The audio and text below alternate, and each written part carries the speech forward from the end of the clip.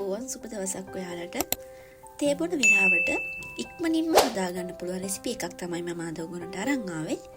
අපි අද හදන්නේ සව්බර. එහෙනම් දැන් අපි බලමු සව්බර කොහොමද හදන්නේ කියලා.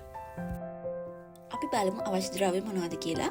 සීනි ග්‍රෑම් 100යි, බිස්කට් කුරු ග්‍රෑම් 100යි, ගාගත් පොල් ග්‍රෑම් 100යි, සව් ග්‍රෑම් 100යි, බටර් ග්‍රෑම් 25යි, ලුණු අවශ්‍ය ප්‍රමාණයට. ඉස්සෙල්ලාම අපි සව් ටික බැදගෙන ඉන්න ඕනි. අපි මේ විදිහට පෑන් එකක් ලිපේ තියලා ඒක මේ විදිහට බැද ගන්න. මේ වෙලාවේ ලිපේ ගින්දර හොඳටම අඩු කරලා තියාගන්න, නැත්නම් කර වෙන්න පුළුවන්.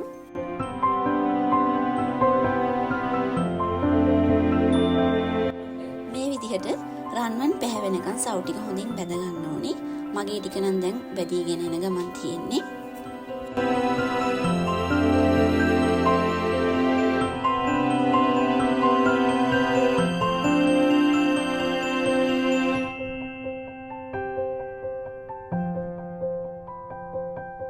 ඊට පස්සේ අපි බැදගත් සව් ටික මේ විදිහට බෝල් එකකට එකතු කර ගන්නවා.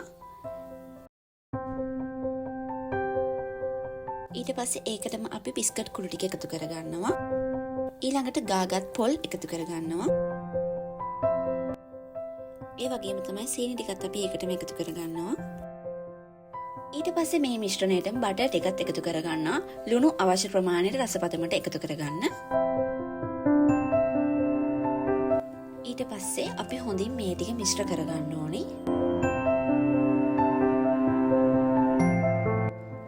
ඒ වගේම තමයි ඔයාලට දෙයක් ආදරෙන් මතක් කරන්න තියෙනවා. අපේ YouTube channel එක subscribe කරලා නැත්නම් subscribe කරන්න. ඒ වගේම තමයි bell icon එකත් click කරන්න. එතකොට අපි දාන වීඩියෝ ඔයගොල්ලෝ ගාවට notification එකක් මාර්ගයෙන් ගෙන්න ගන්න පුළුවන්. මේ විදිහට හොඳට mix කරගන්න. ඊට පස්සේ අපි මේකට වතුර ටිකක් එකතු කරගන්නවා. එකතු කරගන්නේ වතුර හැඳි දෙකක් විතර. මොකද මගේ මිශ්‍රණයේ තෙත ගතිය තිබුණා.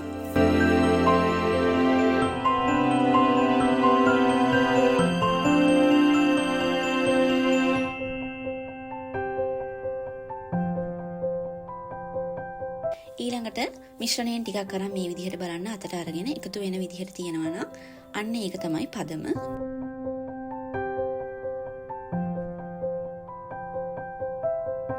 ඊට පස්සේ මේ විදිහට කට එකක් අරගෙන මිශ්‍රණයෙන් ටිකක් පොරව ගන්න. ඔයගොල්ලන්ට කැමති නම් බෝතල් මූඩියක් ඒ වගේ දෙයක් යොදා ගන්නත් පුළුවන්.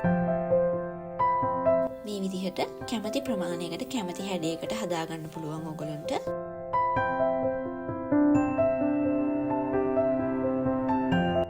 මේ විදිහට හොඳට මිශ්‍රණය තද කරගන්න. එතකොට ලස්සනට හැඩයට හිටිනවා.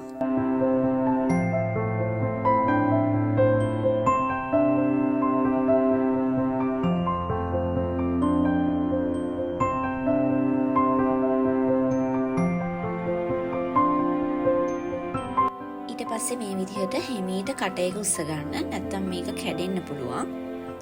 මේ විදිහට හදා ගන්න පුළුවන් ඔයගොල්ලන්ට. ඒ විදිහට මම දෙවෙනි එකත් මේ විදිහටම හදාගත්තා. ඒකෙත් මේ විදිහට කට එක හිමීට උස්සලා ගන්න.